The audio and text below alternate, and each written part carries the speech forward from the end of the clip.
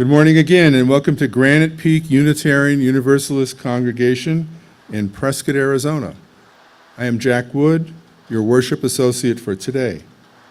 We extend a warm, very warm, getting hotter welcome to you all.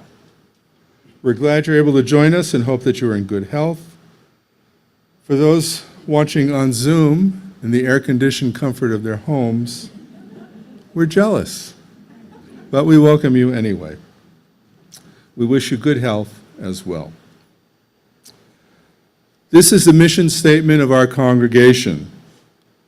We are a compassionate spiritual community that celebrates diversity, nurtures the personal and spiritual growth of all ages, shares our gifts, promotes justice for all, and serves the world we live in.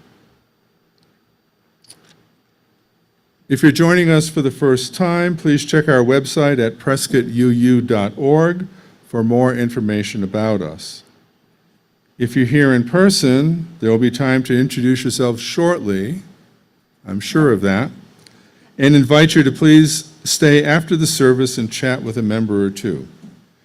There usually are refreshments in Davis Hall to enjoy after the service, but perhaps it's going to be too darn hot for hot refreshments today.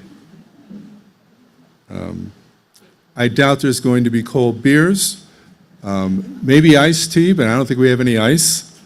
And we'll see what we see in about an hour. We thank our pianist, Lena Euban, who always does such a wonderful job at our Sunday services. Thanks also to Martin Bromhol, our media board person. Hey, what was that you flashed up there? Ah, okay. And Brian Willison, our Sunday management coordinator, and all of our Sunday morning volunteers. Now, please take a moment to silence your phones. I don't want them going off.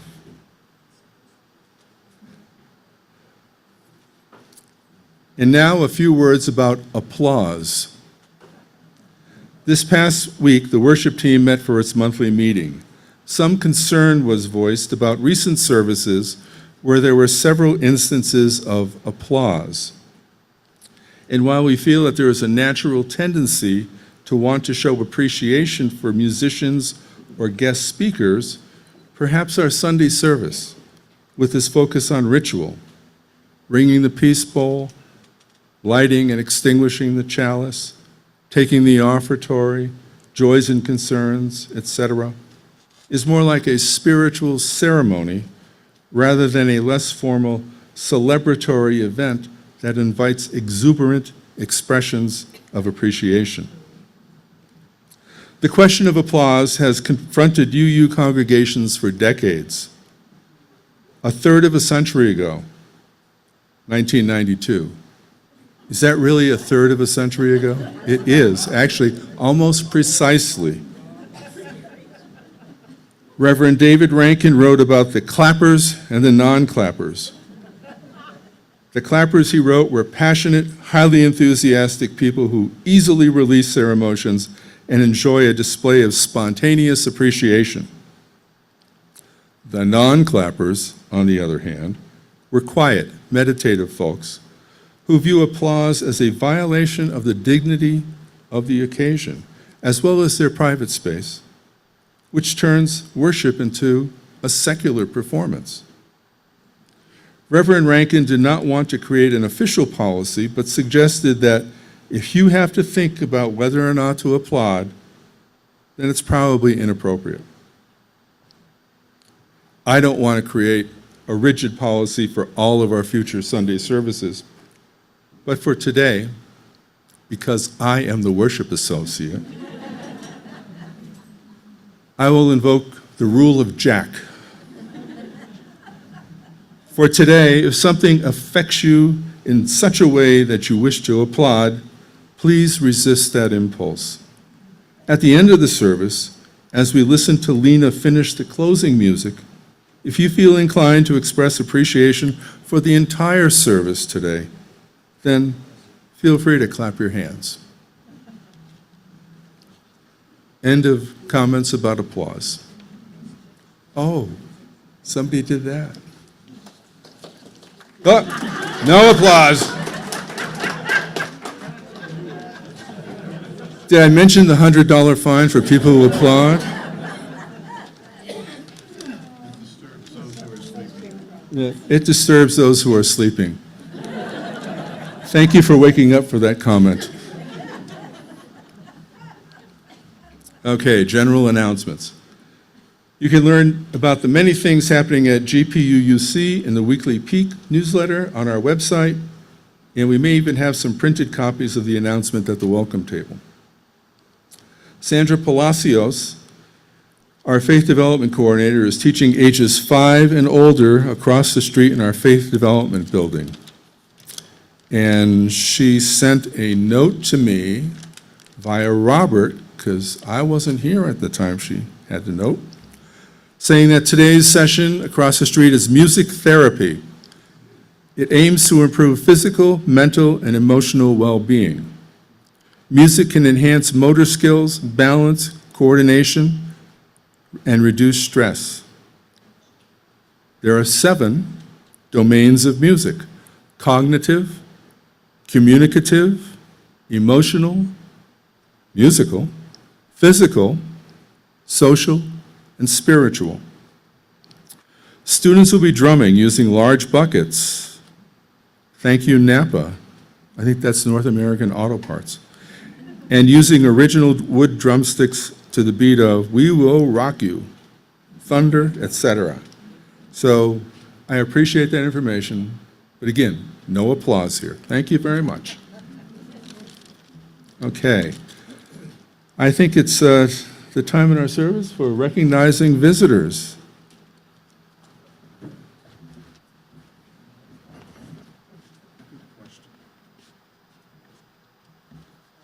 think it's ringing the bell.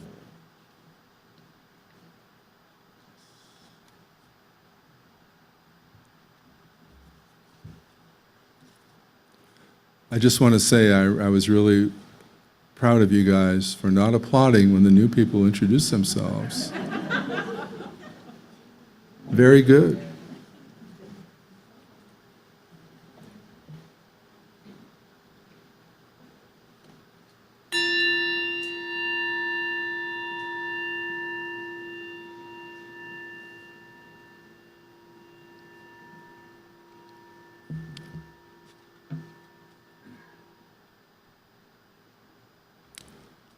We begin our service in the Unitarian Universalist tradition of lighting the chalice.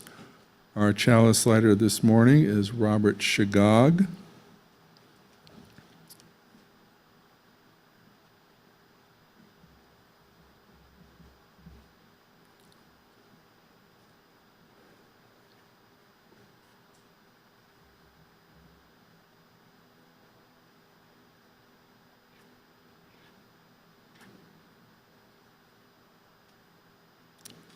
Today we light the chalice with these words. We light this chalice, a symbol of our heritage and gratitude for this beloved community. Thank you. All set. Thanks.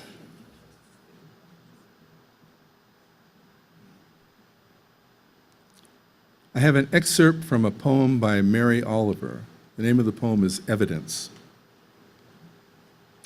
I believe in kindness, also in mischief, also in singing, especially when the singing is not necessarily prescribed. As for the body, it is solid and strong and curious and full of detail. It wants to polish itself.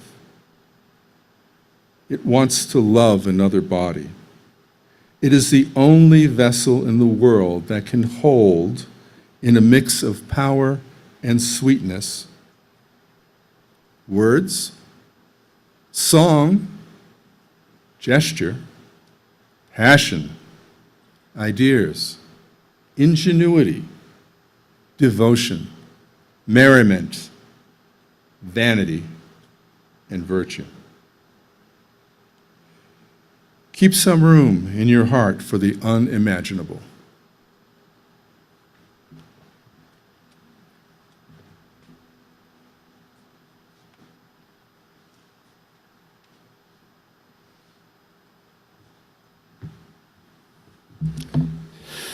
So our opening words are anonymous, words of gathering.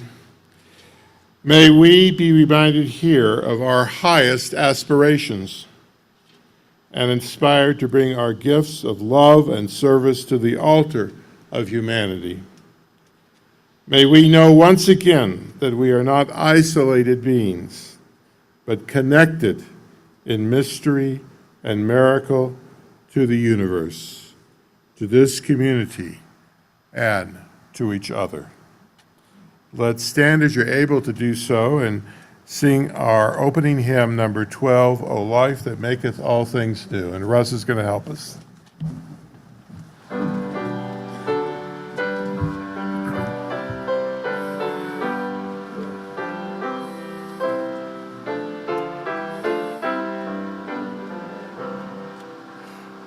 O life that makes thee all things new, the blooming earth, our thoughts within, our pilgrim feet went with thy dew, in gladness hither turn again. From hand to hand the greeting flows, from eye to eye the signals run, from heart to heart the bright hope glows, the seekers of the light are one in the freedom of the truth, one in the joy of paths untrod, one in the soul's perennial youth, one in the larger thoughts of God. The freer step, the fuller breath, the wide horizon's grander view, sense of life that knows no death, the life that maketh all things new.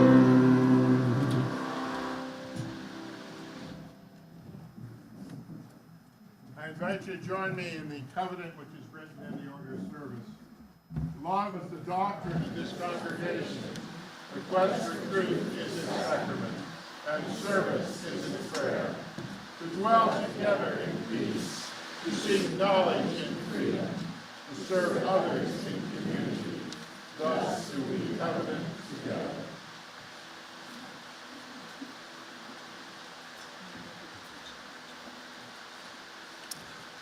We come to the offertory portion of our service. As we prepare to take the offering this morning, let us embrace the feeling of connection and community that we have when we gather here each week. Let us remember that this congregation and its programs are supported by your generosity, by our generosity. We also give back to the greater community through our Seeds of Support program. This month's recipient is the Yavapai Prescott Indian Nation Community Garden. And in your order of service, there's a description of what they're doing. They're working in cooperation with the Indigenous Food Team of Slow Food Prescott.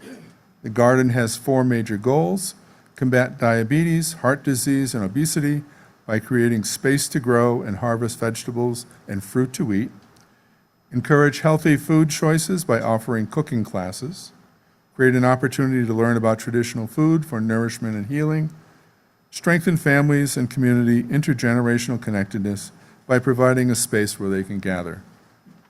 With our Seeds of Support program, If you place cash in the basket, for half of that cash will go to the recipient organization and half stays with Granite Peak for our work here.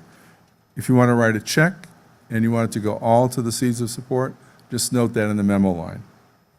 So, I think we're going to have some offertory music by Lena Ernbessiers.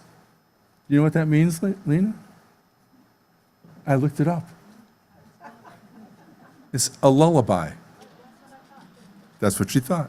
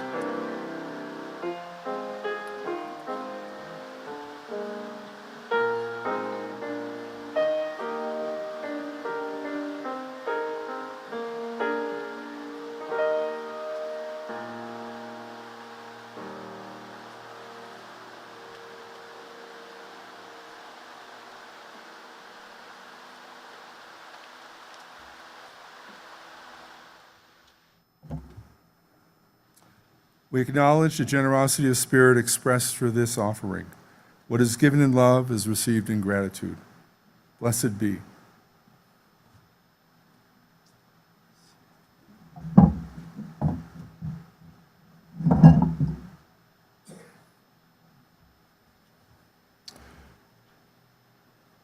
It's time for joys and concerns.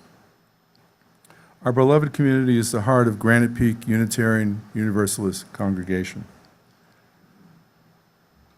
As we experience a time of meditation and music, we will take a few moments to silently acknowledge the joys and concerns of our hearts and our minds. If there is an event which moves you to joy or concern, hope or gratitude, I invite you to come forward silently and drop a pebble from these dishes into the communal water as an affirmation of our connection to one another. And as you come forward, just be careful because there's a lot of us here and we don't want anybody to fall. And we tried our best to move the wiring for our air conditioning and fans to a less obtrusive place. So we don't want to have an accident as an additional concern that's going to require more pebbles in the water today.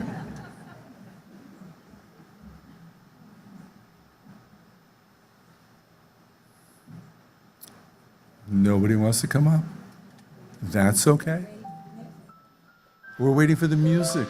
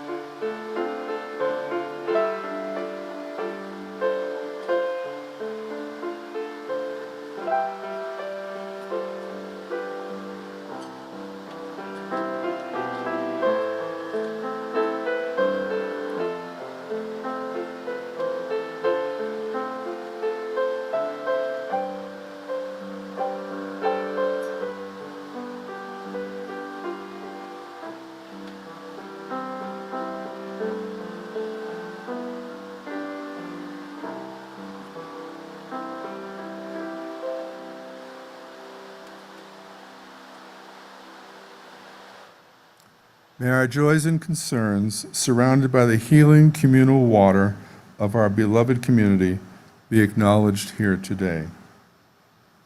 In the days ahead, I ask you to try to recall your feelings that you had during this joys and concerns portion of the service. And in the words of Mary Oliver, keep some room in your heart for the unimaginable.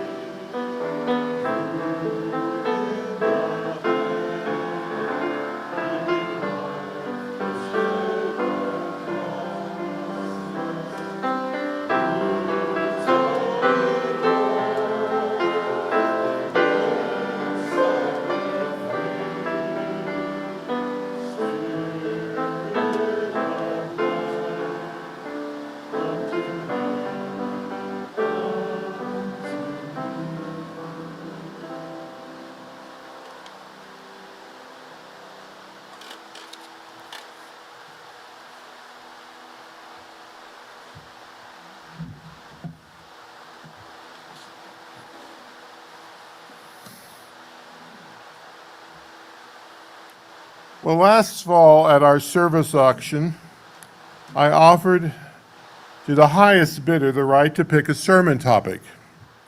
And two couples bid against each other, and I was invited by the auctioneer to offer each of them a sermon. This is the second in this series, a topic picked by Tracy Powers and Stephen. You want to say anything about this before we begin? Stephen. I asked for Roger. Is this amplifying? Okay. Yes. To talk about his experiences at different UU congregations and churches, and I have experienced three different ones, and they've all been unique. So I thought that would be a nice topic because Roger has a lot more than me. So take it away. All right.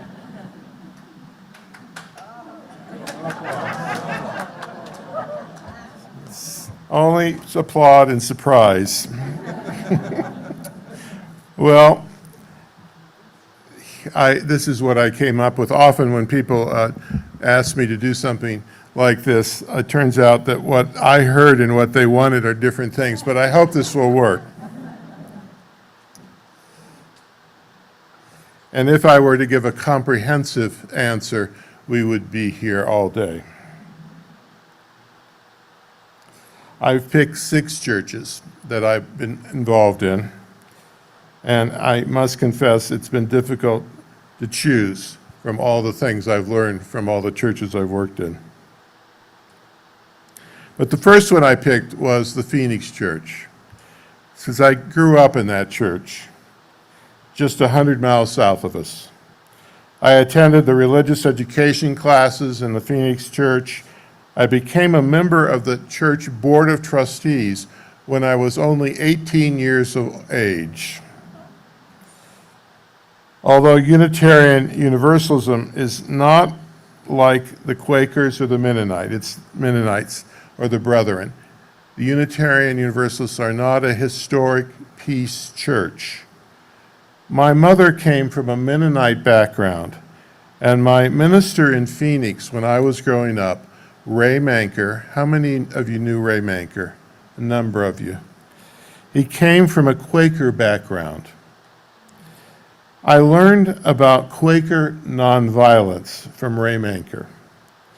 His sermons had a deep and lasting impact on what I believe today. He said, "I am a religious pacifist. I was raised as a Quaker, a member of the Religious Society of Friends. I was taught that human life was perhaps the most sacred entity on earth. No person had the right to take the life of another human being. To take another human life was the ultimate in human degradation. Coupled with this idea, and an integral part of it, was the idea that human beings were divine. Each person had the spark of divinity in their soul, which, if properly nurtured, could help them develop into sensitive, compassionate persons." Now, I heard those words when I was a teenager, and they have stayed with me all my life. And that church in Phoenix was willing to support Ray Manker's pacifism, even though the majority of the congregation had a different view. Now, I have to confess that almost no one shares my views on this topic. I have what some people would call naive and eccentric views about world problems. I believe, for example, the people who live in the Ukraine should stubbornly resist the Russian invasion nonviolently, with civil disobedience. I believe that the 8 million Jews in Israel, that they should come and live here in the United States, where they would be much safer and where they would not need violence to protect themselves, and they would greatly contribute to our nation in many ways. And if necessary, they could dismantle the Wailing Wall and bring it with them the way the London Bridge was moved to Lake Havasu City. These eccentric ideas of mine are rooted in my growing up in the Phoenix church. And as I said, almost no one agrees with me. After I left Arizona, I continued to learn. While I studied for the ministry in Berkeley, California, I attended services at the Unitarian Society of San Francisco. It's interesting that they did not, when they named the church in the 19th century, they did not call it the Unitarian Church of San Francisco. They called it the Unitarian Society. The minister at that time, who became a mentor to me, the Reverend David Rankin, gave a sermon about reason. And David said, "It is not possible for a particular religion to be all things to all people without seriously impairing the particularity of that religion. It's a good rule to know and understand. We can strive for a classical liturgy, but we'll never match the Anglicans. We can strive for a closer community, but we will never match the Amish. We can strive for more service to humanity, but we'll never match the Salvation Army. We could strive for more emotional content, more applause, but we will never match the Holy Rollers. We can strive for a larger treasury, but we will never match the Roman Catholics. So while there is the possibility of improvement in almost every realm, it is only in the application of reason that we have truly excelled. It is our distinctive strength in religion. It is our major contribution to the world. We need not apologize to anyone. It is only in the application of reason that we have truly excelled. I learned this as a graduate student studying for the ministry, and it has become one of my core beliefs. What makes Unitarian Universalists special among all the world's religions is our use of reason, logic, the scientific method.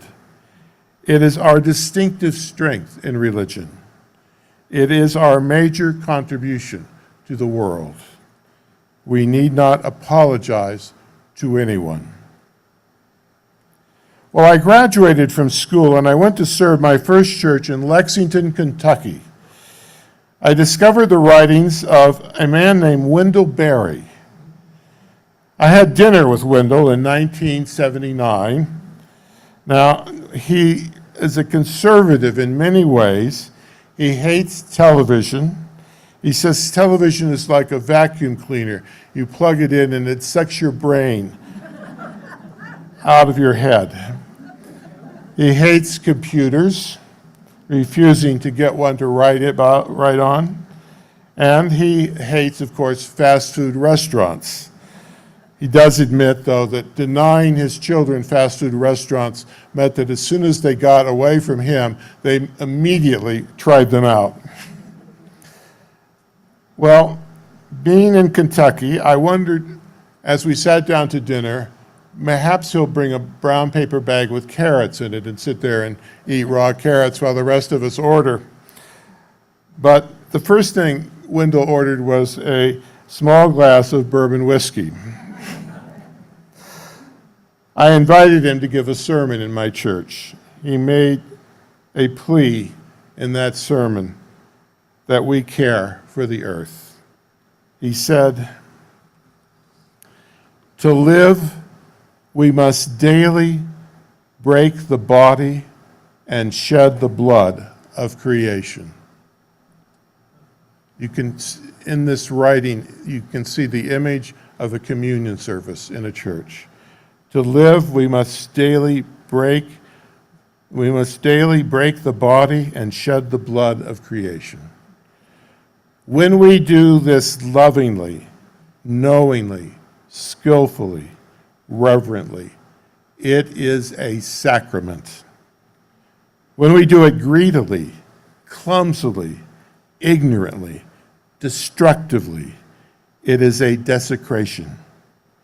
By such desecration, we condemn ourselves to spiritual and moral loneliness, and others to want. Well, from reading the words of Wendell Berry, I learned about the value of the family farm, about the dangers of industrial agriculture, about the destructive nature of coal-powered plants and nuclear-powered plants. My second church was in New Bedford, Massachusetts. The city was made up of many different ethnic groups. I learned that all of us, second, third, fourth, even fifth generation Americans, are deeply affected by our ethnic background. I grew up in a German-American family in Phoenix. And like most German-American families, because of World War I and World War II, we left our ethnic label behind. And we describe ourselves and think of ourselves as Americans, not German Americans. Although my mother would say Gesundheit after I sneezed. Living in New Bedford, I learned that churches carry and preserve the values of ethnic groups out of which the churches arose. The city had an Irish church, a French-Canadian church, a Cuban church, a Jewish temple, and several African-American churches, and most prominently, several Portuguese churches. Well, what was the ethnic group that the Unitarians were carrying? We were preserving British American culture. Our interest in reason, the value we place on the individual, our focus on the future, our goal setting, that all comes from our British American cultural roots. I read that when British Americans sit down to eat with each other, they talk about what they have accomplished and what their goals are for the coming day, the coming week. In contrast, I discovered that when Italians sit down to eat, the Italians talk about how the food tastes. In keeping with British tradition, class was important to the New Bedford Unitarians, I discovered. Although attendance on Sunday at that little church, actually it seated 400, but we had attendance of about 60 on Sunday morning. It was a city of 100,000 people. But in that group of 60 who came to hear me on Sunday, there was the city manager, several medical doctors, including a head doctor at the hospital, several attorneys, and the widow of the owner of both the TV station and the city's newspaper. On Sunday, our usher had degrees from both Harvard and MIT. He ran for mayor and was eventually elected. When I suggested improving the sign in front of the church to make it easier for people to find us, a member told me, "Everyone who needs to know where this church is already knows."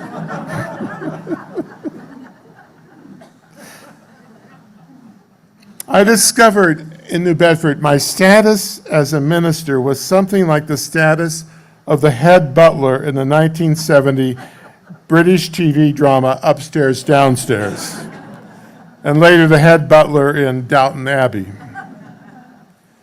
One member, an Irish woman, a delightful woman who just died last year, said to me, "Roger, you and I get along because unlike the rest of the congregation, we both come from working class backgrounds." When I announced to the congregation that I was leaving to serve another church, one member said, "You don't decide when you leave. We decide when you leave."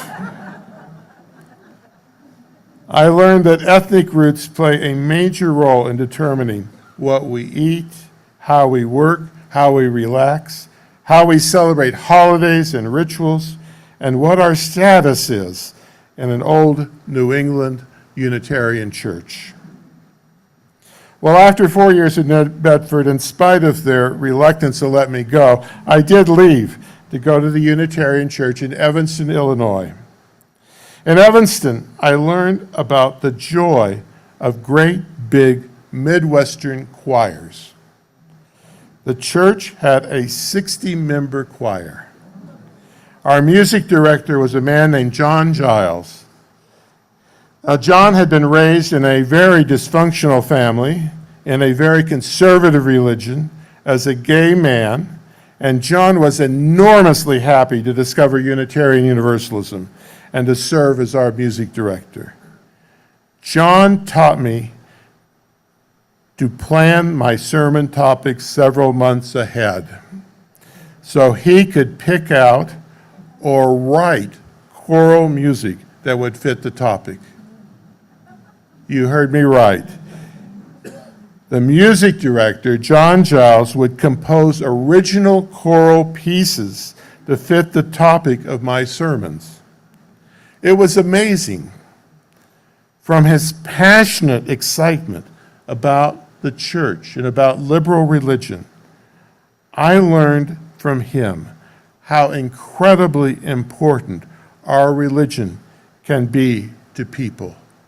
I had lived it my whole life and taken it for granted, but John's taught me, don't take this for granted. This is incredibly special and wonderful. He wrote the harmony for our closing hymn. And the words in the hymn, he did not write those words, but they are the theme of his life. Just as long as I have breath. John died of AIDS in 1996.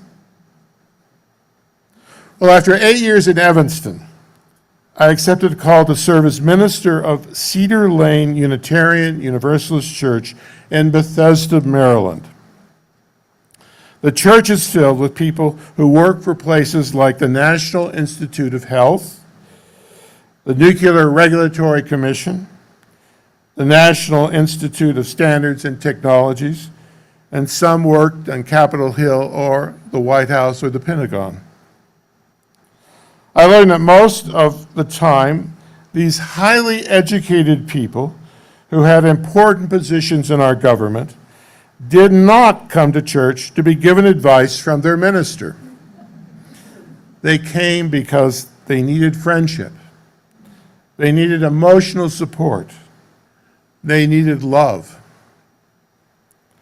Now, in my experience, there is in Washington, D.C., a culture of it's never quite good enough. This culture fills people's work life. It impacts their families, their friendships, and their church communities. I learned how to survive in this culture by taking a year-long seminar from a Bethesda rabbi named Edward Friedman. To be an effective minister in a culture of it's never quite good enough, Rabbi Friedman taught me self-differentiation. He said, a self-differentiated minister has the capacity to separate oneself from surrounding emotional processes, the capacity to obtain clarity about one's principles and vision, the willingness to be exposed and to be vulnerable, the persistence to face resistance, and the self-regulation of emotions in the face of reactive sabotage. His example that we all know of the best self-differentiated minister is Martin Luther King saying, "I have a dream."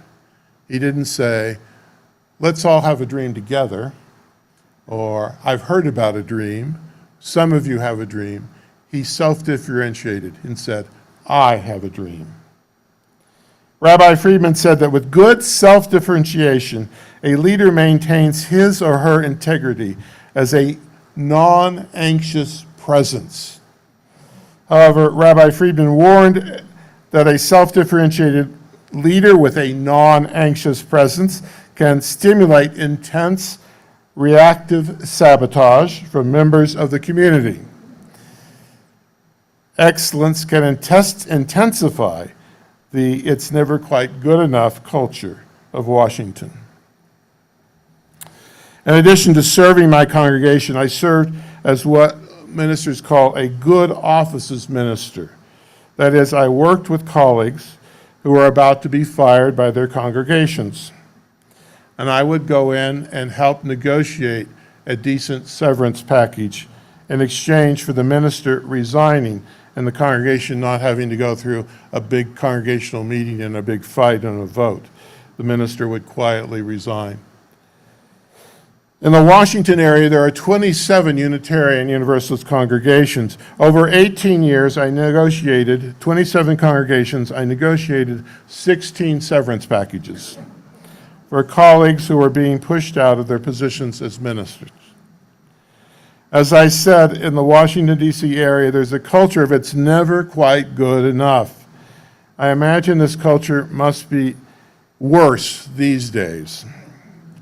Referring to Rabbi Friedman's call for ministers to be a non-anxious presence, one colleague under a fire said, the only ministers he knew who were truly non-anxious were dead. My fifth and last settled ministry was in Sarasota, Florida, and this turned out to be a very good match for me. Located on one of the busiest streets in the city, in a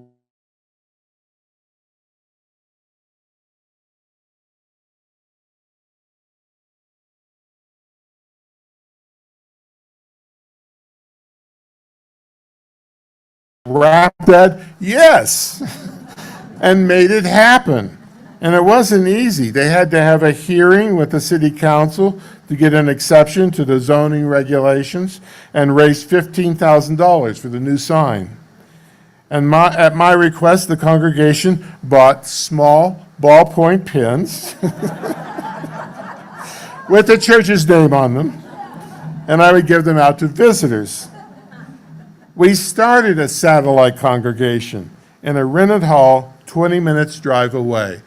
Studies show that people don't want to drive more than about 20 minutes to go to church. I would lead the service in the rented hall from 9 to 10, and then I would drive the 20 minutes to the main campus and lead the service from 10:30 to 11:30.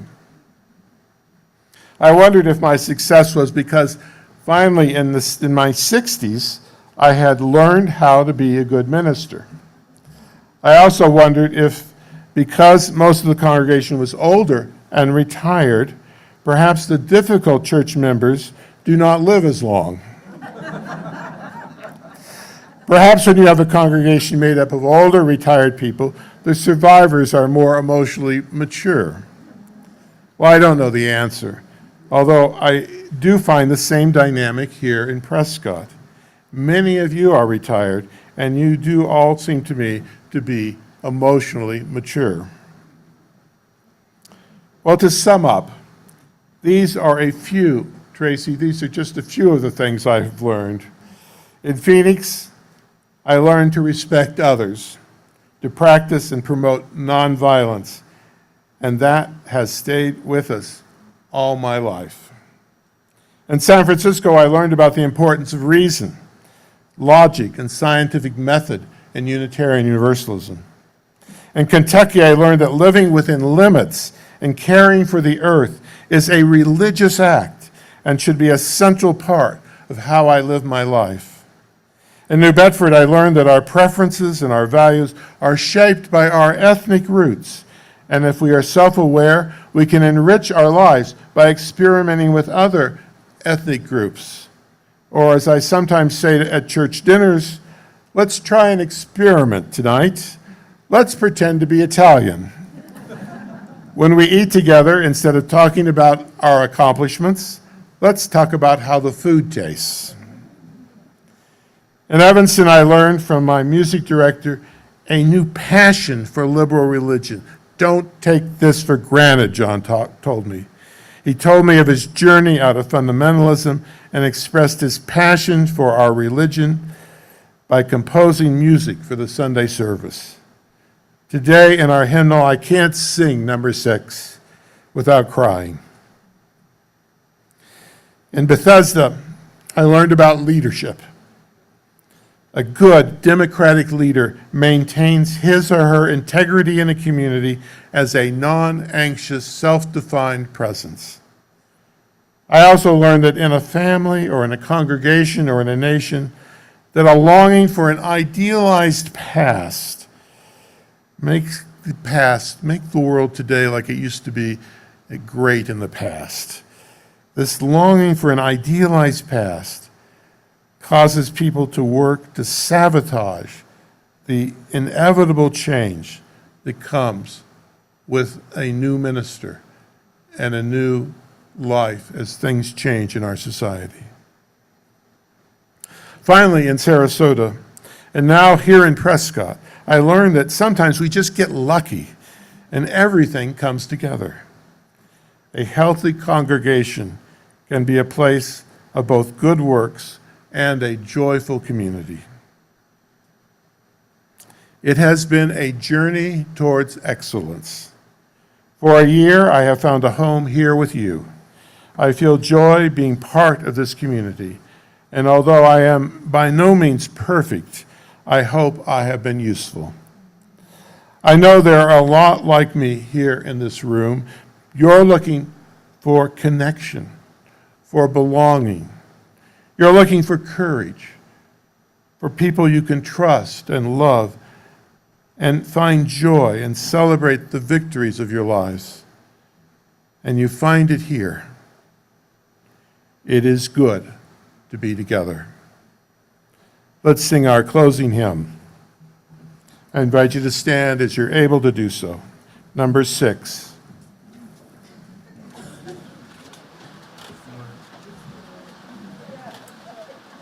Russ is somewhere. There he is behind me.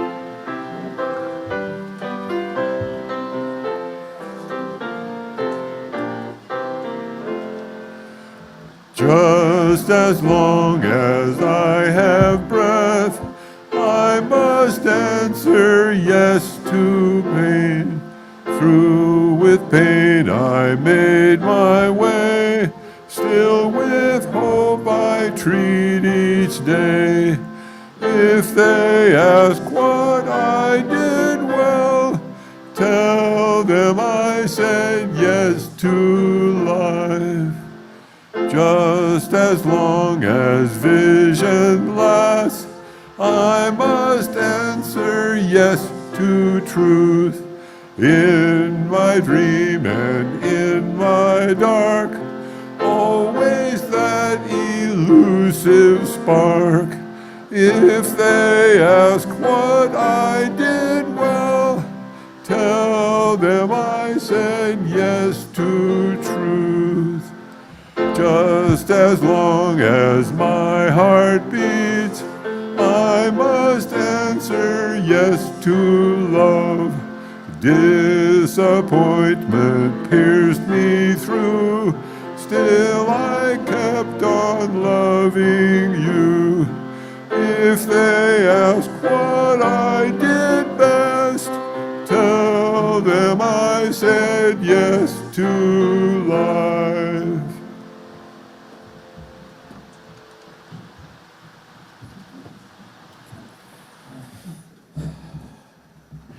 Wendell Berry wrote, "The love and the work of friends and lovers belong to the task and are its health. Rest and rejoicing belong to the task and are its grace. Let tomorrow come tomorrow. Not by your will is the house carried through the night." Amen. I invite you to say our closing extinguishing of the chalice. We extinguish this flame, but not the light of truth, the warmth of community, or the fire of commitment. These we carry in our hearts until we are together again.